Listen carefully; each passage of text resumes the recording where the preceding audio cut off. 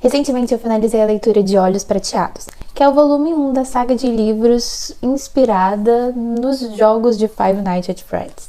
Essa saga foi lançada no Brasil pela editora Intrínseca, e eu tô aqui hoje pra falar da minha experiência com essa leitura, porque realmente esse livro foi marcante pra mim, eu me diverti muito lendo, é uma leitura muito gostosa e eu quero falar um pouquinho sobre ele com vocês. Mas antes, não se esqueçam de conhecer o meu livro Dorro. O link tá aqui embaixo para vocês comprarem, conhecerem, lerem a sinopse. Eu passei 10 anos trabalhando nessa coisa linda aqui, ó. Vocês podem ver que ele tá numa super edição. Esse aqui é o meu, então tem algumas anotações. E vocês podem comprar pela Shopee, pela Amazon, pelo Magazine Luiza, pela editora Flive. Vocês podem comprar com brinde, sem brinde. Quem quiser comprar comigo vai receber autografado, e é isso, só conheçam o meu trabalho porque é muito importante, deu muito trabalho. Nos vemos na Bienal, agora no início de julho, tá? Bienal de São Paulo, do dia 2 ao dia 8 eu estarei na Bienal, tá bem? Bom, agora que vocês já conhecem Dorro, vamos voltar ao assunto principal desse vídeo, que é Five Nights at Freddy's. Bom, eu adoro literatura sombria, mas por puro acaso do destino, eu nunca li muito terror. Então a gente pode dizer que esta é, oficialmente, o meu primeiro livro de terror. E eu amei muito. Bom, eu vou contar a minha história com Five Nights at Freddy's pra vocês. O que acontece? O meu irmão mais novo, ele é muito ligado nessa parada aqui. Ele nunca jogou os jogos, mas, enfim, o YouTube tá lotado de vídeos de teoria sobre Five Nights at Freddy's. E realmente o mais legal do Five Nights at Freddy's é você poder, sei lá, criar muitas teorias, porque o jogo, ele não tem muita informação, pelo menos o primeiro jogo, pelo que eu entendi, ele não tem tanta informação da história dos personagens. Então as lacunas vazios, os espaços vazios, são espaços extremamente criativos, que a gente pode, sei lá, fazer mil teorias, pensar como que isso aconteceu, por que os animatronics são os animatronics, enfim. E aí nos jogos lançados em sequência, eles abrangem a história, ou contam o lado. E esse livro aqui conta a história oficial do Five Nights at Freddy's. Então eu já conhecendo, assim, pelo meu irmão, a história dos animatrônicos, eu fiquei muito curiosa. E aí eu comprei esse livro pra sacar qual é a da história, porque eu realmente não conhecia muito o universo de Five Nights at Freddy's. Então vamos lá, alguns pontos que eu acho importantes sobre essa narrativa. Pra quem já é fã da saga, jogou, sei lá, todos os jogos, pode ser que o primeiro livro da saga seja um pouco enjoativo. Porque é óbvio que o escritor, quando ele vai introduzir alguém ao universo, ele tem que considerar o leitor leigo. O leitor que nunca ouviu falar sobre animatrônica, que nunca ouviu falar sobre pizzaria Fred Beers, eu acho que pronuncia. E é por isso que talvez ele seja um pouco chatinho pra quem já conhece. Mas pra mim, que não conhecia bulhufas do universo, eu achei simplesmente sensacional. É um livro seco, um livro objetivo, um livro que vai direto ao ponto, que pro leitor leigo, ele simplesmente flui na leitura. É muito objetivo, é muito gostoso, é muito legal. Tudo bem que o público-alvo desse livro aqui é uma faixa etária ali entre os 12 anos, né? Menor que 12 anos ele não é tão recomendado pela própria editora. Eu não sei onde vi isso, mas levando em consideração que o jogo também não é recomendado para menores de 12 anos, pode ser que o livro também não seja recomendado para menores de 12 anos. E levando em consideração que ele tem um público-alvo mais jovem, ele é um livro de narrativa simples, e isso não é um demérito, tá? Que fique claro. É uma narrativa sucinta que te leva direto ao ponto e consegue te trazer vários sentimentos, várias emoções. Eu tô falando sério, bicho. Eu viajei nesse livro aqui, real oficial, eu viajei muito. Eu li esse livro aqui em 2 dias, desesperadamente, porque parecia que eu não ia poder viver se eu não lesse esse livro. Eu amei tudo, quase tudo, a gente chega lá. Pra vocês terem noção, antes de comprar esse livro aqui, eu baixei um PDF na internet. Por quê? Eu já tinha lido adaptações de outros jogos antes, e eu tive péssimas experiências. A adaptação de Battlefield pra livro não me desceu pela garganta por nada do mundo. Então assim, eu falei, nossa, deve ser tão ruim quanto Battlefield foi.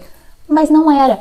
No PDF, que eu acho insuportável ler em PDF, eu acho um mérito enorme para quem consegue ler em PDF, principalmente PDF em celular. Esse livro me viciou. Desde a primeira frase eu não conseguia mais parar de ler o livro. Então eu fui correndo e comprei o livro com entrega mais rápida possível, entrega expressa, porque eu estava desesperada. Porque eu estava passando mal, olha que eu estava lendo no computador. Eu estava com dor de cabeça, com vontade de vomitar por causa da dor de cabeça. A gente estava lendo no computador e eu não conseguia parar, eu queria saber o que ia acontecer. Então vocês entendem que o nível do livro aqui é muito elevado, de emoção. particularmente essa foi a minha experiência, né? Porque acho que para algumas pessoas pode não ser a mesma experiência, tudo bem, mas eu amei, tá? Recomendo. E eu acho importante falar também, porque pode ser que tenha algum papai, alguma mamãe preocupada com esse livro. Ah, tá, é pro meu filho, é para um público mais jovem, mas será que esse livro realmente é adequado? O que eu posso dizer sobre esse livro é, a linguagem dele é extremamente tranquila. Não possui palavrão, conotação sexual, nada além do normal, super tranquilo. A linguagem é adequada ao público-alvo, sim. A temática é meio assustadora, então tipo assim, meu filho adora os jogos e já conhece tudo, então assim, vai na fé porque não vai ter nada além do que já tem nos jogos, entendeu? É um livro suavão. Bom, pra quem não conhece a história do livro, tá acostumado com a saga, mas não conhece a história do livro, a história do livro diz oficial realmente, tipo, o real oficial do que é por trás do Five Nights at Freddy's. E a gente vai desmistificar, desvendar, conhecer toda essa história, todo esse legado através da Charlie. A Charlie volta para Hurricane. Ela volta para Hurricane depois de um tempo longe. Todas as tristezas aconteceram quando eles tinham 7 anos, né? As crianças desaparecidas, sequestradas. E depois de 10 anos, a Charlie retorna a Hurricane com seus amigos, que quase toda, a maioria dos amigos dela deixaram Hurricane depois dos incidentes, depois dos desaparecimentos, depois dos sequestros das crianças que aconteceram dentro da pizzaria Fazbear. E eles voltam porque a mãe do Michael, ou Michael, eu não sei como vocês pronunciam, eu vou falar Michael, mas também se escreve Michael, enfim. A mãe e o pai do Michael vão fazer uma doação, já que o filho deles desapareceu, né? Eles nunca encontraram o filho, não se sabe notícias do filho, pra onde que o filho foi. Eles fazem uma doação que é pagar se não me engano, é uma universidade, tá? Para uma criança, para uma adolescente, na verdade, obviamente. Para entrar na universidade tem que ser pelo menos adolescente. Em nome do filho deles, né? É a Bolsa Michael.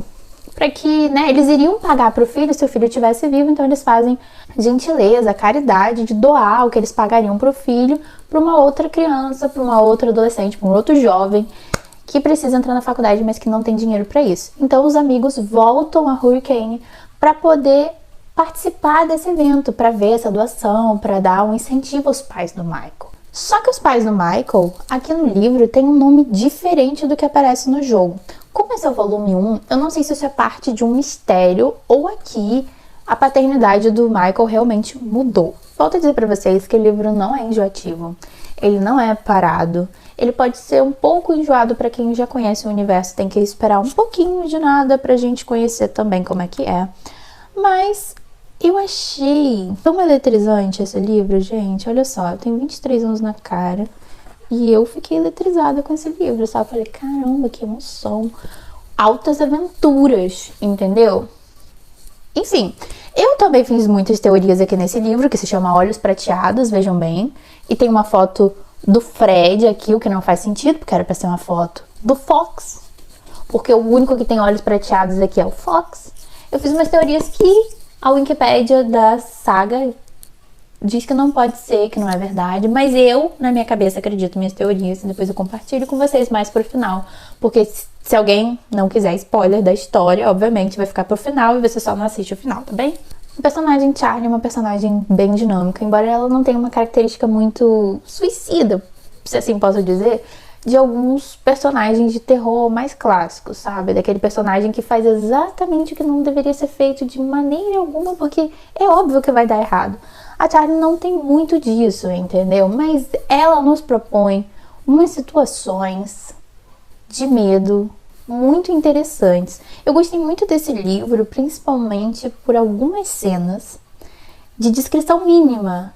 Na real, eu não sei explicar, eu até, marquei aqui, vocês podem ver, que eu marquei pra ficar depois estudando esse fenômeno sozinha.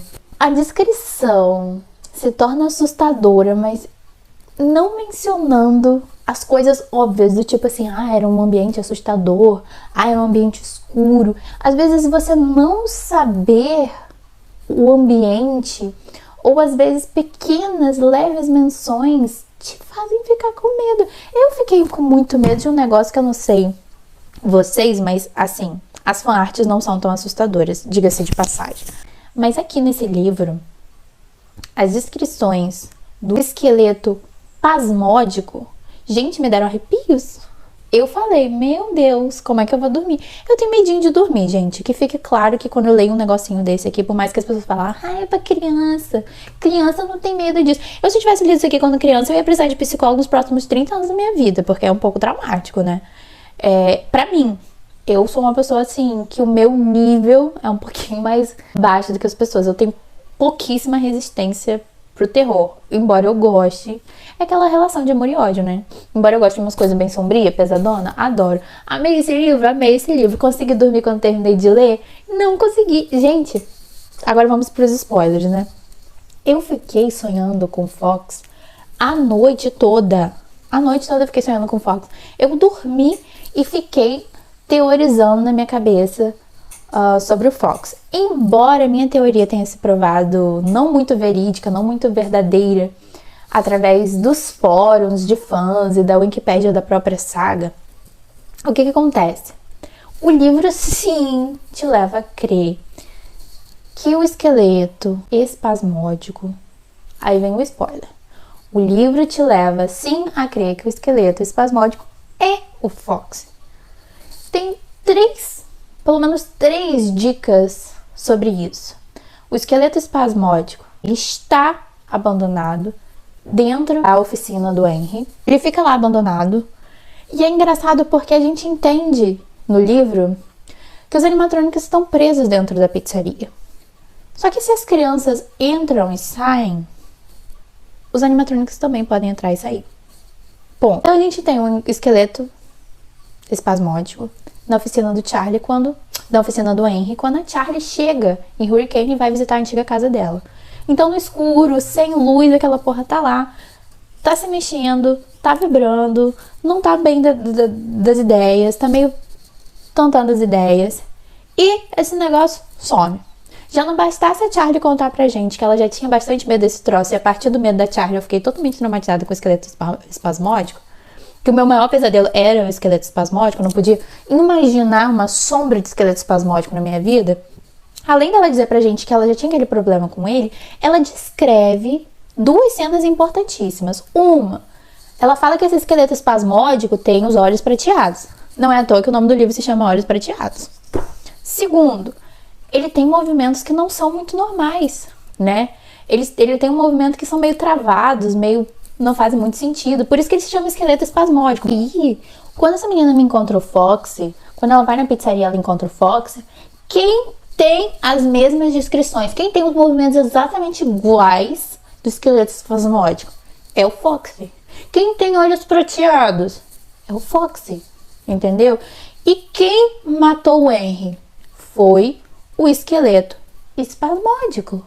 Logo foi o Foxy que matou o Henry. Então, assim, eu fui dormir revoltada, porque eu entrava nas Wikipédias de FNAF e falava, foi morto por um esqueleto espasmódico desconhecido. E o esqueleto espasmódico desconhecido que tem a mesma descrição do Foxy. Como pode ser? Bom, pra mim foi o Foxy que matou o Henry, porque não, mas ele tava lá preso na pizzaria. Mas se as crianças entraram e saíram, meu filho, o esqueleto espasmódico consegue entrar e sair. Entrar, vestir a roupa do Fox, sair, voltar, fazer o que ele quiser da vida dele.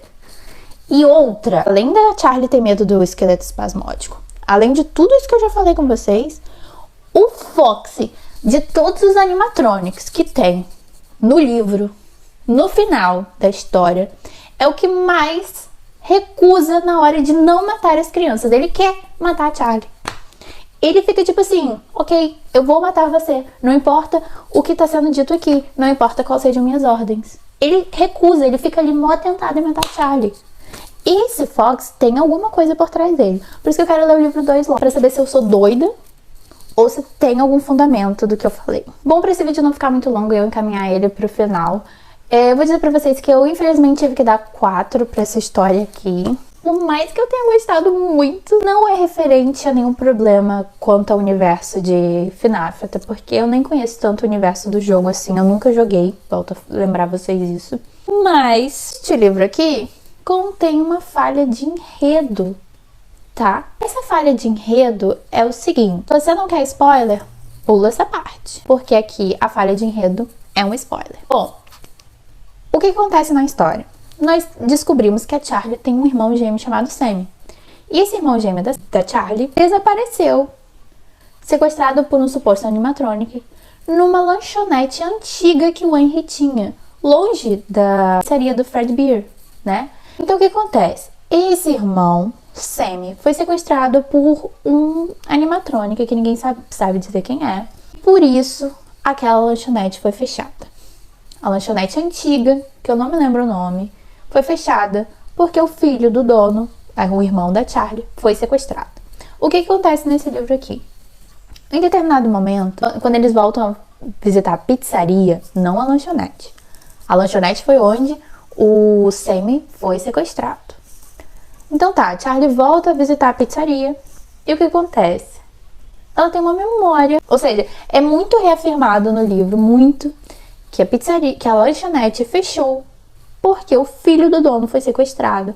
Isso trouxe várias desgraças, vários problemas. A mãe da Charlie foi embora, enfim, muitas questões por causa desse sequestro. A lanchonete fecha e depois de um tempo, um bom tempo, o Henry acaba abrindo a pizzaria.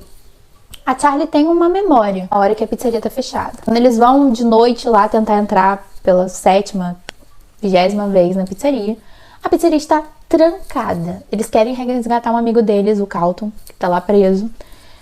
E a pizzaria está trancada, tipo, muito mesmo, porque eles soldam a porta. E a Charlie simplesmente tem uma memória do Sammy na pizzaria. Eu falei, cara, se fechou a pizzaria, se fechou a lanchonete, porque o Sammy foi sequestrado lá, como que ela tinha uma memória do Sammy na pizzaria se a pizzaria foi aberta muito depois? Então eu fiquei, tipo assim, naquele momento me deu uma quebra. Sabe quando você tá muito envolvido com a história, assim, você tá, uau, cara. Nem parece que eu tô lendo, eu só tô vivendo aquelas coisas, só tô vivendo as emoções. Enfim, foi basicamente isso. Eu simplesmente levei um choque, porque eu falei, olha, o Sammy nunca esteve aqui, porque a pizzaria simplesmente não existia na época do Sammy. Pelo menos foi tudo que o livro deu a entender. Porque o livro literalmente falou sobre isso. Sobre as lanchonetes ter fechado. Porque o Sam tinha sido sequestrado. E aí depois o Sam tava na pizzaria. E ela se lembra de uma memória do Sam na pizzaria. E é por isso que ela lembra de uma passagem secreta. Uma claraboia. Não fez muito sentido pra mim, entendeu? Ficou parecendo o quê? Obviamente a história foi construída com maestria. Obviamente a história foi escrita, sabe, quase impecavelmente. Mas acabou passando alguma coisa ali, um pedaço que não tinha a ver com a história. E acabou ficando pra mim que faltou um pouco de revisão, talvez. Pode ser que eu esteja completamente louca. Pode ser que eu esteja completamente louca. Pode ser que o Sam tenha sido sequestrado na pizzaria e eu tenha entendido lanchonete? Pode. Mas tem justamente a cena que ela vai na lanchonete e se lembra de quando o Sam foi levado na lanchonete. Então eu fico tipo assim, entendeu? Mas tá tudo bem. Mas tá tudo bem mesmo, porque o livro é sensacional, o livro vale muito a pena de ler. Eu quero entrar pro fandom de FNAF, só que eu acho que eu não posso entrar pro fandom de FNAF, porque além de eu não jogar os jogos, eu só faço teoria que não faz sentido. A teoria que eu faço se provam todas infundadas. O que eu queria dizer pra vocês, foi o Fox. Foi o Fox, gente, foi o Fox que matou o Henry. Esse boneco tá amaldiçoado. Eu acho que ele tá. Porque se tem um espírito de uma criança dentro desse boneco, não é só o espírito de uma criança, tem mais alguém aí dentro. Tá entendendo? Porque foi o Fox, ele foi programado pra matar o Henry. Então se tem outra coisa aí dentro, um outro espírito, ele também tem que lidar com a programação do Fox, que é de matar pessoas. Pra mim o Fox queria matar a Charlie. Porque como ele foi programado pra matar o Henry, ele já deve estar, tipo assim, pensando, quem é o próximo da família? Qual é a próxima geração que eu tenho que aniquilar? Porque esse é o meu dever. Eu fui programado para isto. Inclusive, ó, eu tenho calafrio só de pensar no Fox, tá, gente? Eu tenho medo. Quantas e quantas noites eu passei com medo de ir na cozinha de madrugada e encontrar o Fox me esperando? É sobre. Bom, esse vídeo fica por aqui, até porque senão vai ficar muito longo. Compartilhem comigo a leitura de vocês, compartilhem comigo a opinião de vocês. Se foi o Fox, se não foi o Fox. Se vocês acham que eu tô louca, se eu não tô louca. Se o menino Sammy desapareceu lá na lanchonete ou se não desapareceu porcaria nenhuma, falem pra mim, porque eu vou sim iniciar a leitura do volume 2 e do 3, que eu tô mega ansiosa, mas que ainda não chegaram na minha casa, então assim, vou ter que esperar mais um pouquinho pra esse evento acontecer. Eu amei muito falar sobre esse livro, eu amei muito ler esse livro, foi uma experiência assim, diferentona pra mim, porque como eu falei, eu não tô muito habituada a ler terror, e eu gosto muito disso, de terror que não fica falando sobre coisas, assim, apelativas, tipo, ai, a pessoa estava com o intestino à mostra, sabe? Mas que te dá medo só da energia do livro, sabe? E esse livro é um livro que dá medo só pela energia, só pelo ambiente que você anda, pela oficina do Charlie, pela pizzaria, pela lanchonete. Que nervoso que me deu quando aquela menina entrou na lanchonete. Eu falei, mas sai daí morta. Sai daí, mulher. Enfim, mas ela entrou. Entendeu? Então é disso que eu gosto. Cara, quando ela entrou no quarto dela e tinha aqueles robôs todos enferrujados e o esqueleto espasmódico andando pela casa. Eu adorei, eu achei tudo maravilhoso, entendeu? Esse pânico que eu senti é um pânico gostoso de sentir, entendeu? Eu não gosto de sentir gastura, eu não gosto de sentir as pessoas sendo, sei lá, torturadas, as pessoas... Eu gosto de sentir medo, mas eu não gosto de sentir o sofrimento de outra pessoa, porque eu sou uma pessoa muito empática, então... Por isso que eu não me dou bem com horror. Horror que tem muito disso, né? Do sofrimento carnal das vítimas, e eu gosto de sentir medinho. Mas é isso, eu vou finalizar essa resenha por aqui, porque eu falei horrores, né, gente? Mas é isso, o livro vale muito a pena. Não deixem de me seguir nas redes sociais, tá? Escrevendo Caos aqui.